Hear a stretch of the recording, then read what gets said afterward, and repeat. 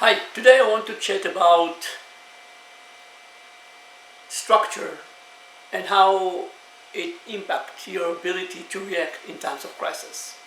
So I'm not going to do a real deep dive into structure. I'm going to touch three main points that I think that you need to be aware of, and you need to find a way how to adjust them into any type of organization that you are working. And I can tell you loud and clear that I saw those three principles implemented from a very hierarchical command and control into a very open, free environment. So everything is feasible.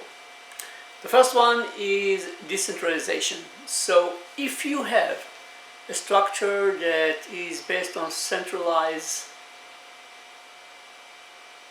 function that makes decision or give green lights for action to be taken, that might be, I don't know how good it is in regular time, but let's say it's working for people in regular time.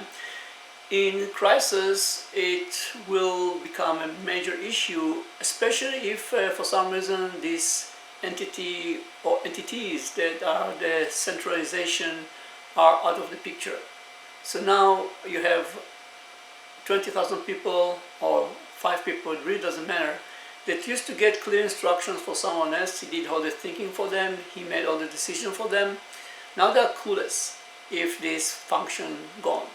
And this is something that you definitely want to work around. You don't want to have it, and as I said before, you don't need to change your current structure. All you need is to find a way how to distribute a little bit or more of authority, of decision making and ability to make or take action into lower level in the organization. The second is redundant.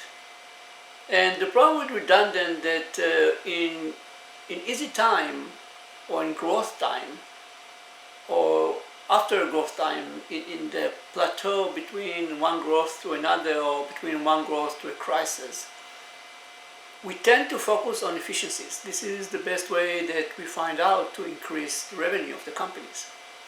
And efficiencies hate redundant, because redundant is not efficient.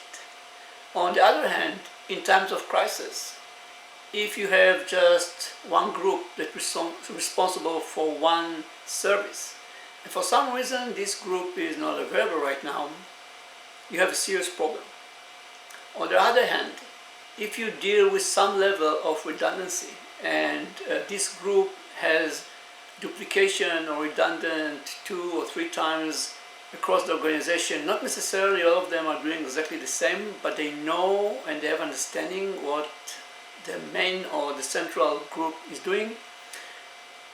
In times of crisis, if something happened to the main function, there are still 2 redundant functions that can pick up and move forward. But without them, no one is going to pick up, or it will take a lot of time to pick up, and the gap that it will create will be too devastating for the future of your organization. The last point, which is actually maybe the most important one, is flexibility. So organizational structures set flexibility. In a nutshell, there are 2 types of interactions or connections in organization.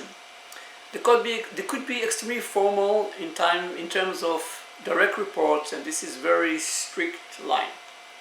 And it could be dotted line, which is not set up by any kind of hierarchical, or they are not formal, they are informal, and they are more like dotted line.